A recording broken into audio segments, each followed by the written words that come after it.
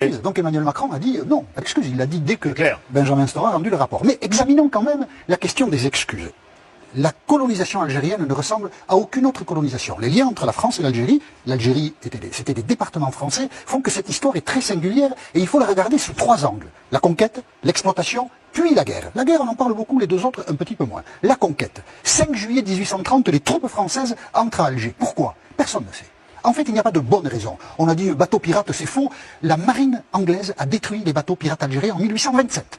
Et les bateaux pirates, il en reste 3 à Alger en 1830. Donc, si Charles X décide de la conquête d'Alger, c'est pour des raisons de politique intérieure. Son pouvoir est contesté, les libéraux progressent, il veut faire une opération de prestige.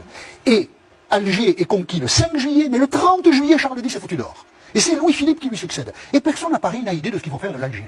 Et à partir de là, les militaires sont plutôt les maîtres de la situation et tout le drame algérien se noue là. Les militaires, un peu autonomes, un peu guidés par Paris, mais personne n'a de projet, vont, après Alger, conquérir le Lorraine et le Constantinois. Campagne de presse en 1845, des journaux anglais, des journaux allemands et des journaux français qui disent que la manière dont se comporte l'armée française vis-à-vis des musulmans est inacceptable.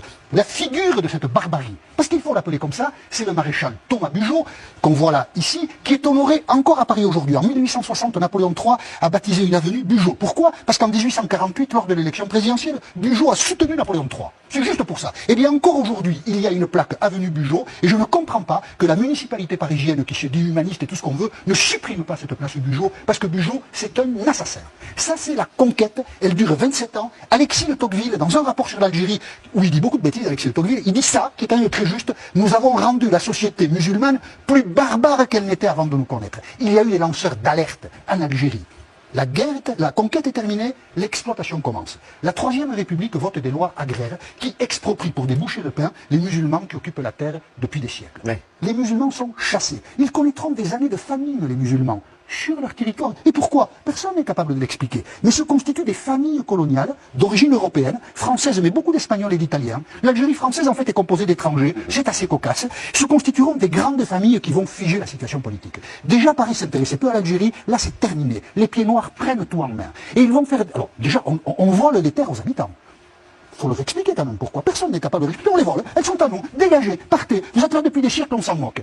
Ces familles pieds noirs vont organiser la déscolarisation pendant près d'un siècle de tous les jeunes Algériens. On va plonger un peuple dans l'ignorance. On a martyrisé tout un... Nous, Français, hein, nous avons martyrisé un peuple pendant un siècle. Ça, c'est terrible. Puis vient, on pourrait dire beaucoup d'autres choses sur l'exploitation de l'Algérie. Vient la guerre. Moi, j'ai appris quand j'étais jeune que la dictature argentine mettait ses opposants dans des avions et les jetait dans l'océan. Et je trouvais ça inouï, cette barbarie.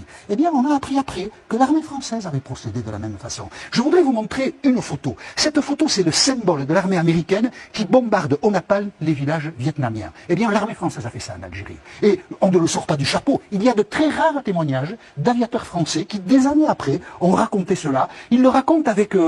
un peu d'étonnement des années après, parce que oui, l'armée française a bombardé au napalm des villages algériens. Germain Chambost témoigne au début des années 90, c'était un aviateur français pendant la guerre d'Algérie. Je me souviens d'une fois où j'ai largué ce qu'on appelait pudiquement des bidons spéciaux. Il était interdit de prononcer à la radio en vol le mot de napalm. Le napalm était interdit.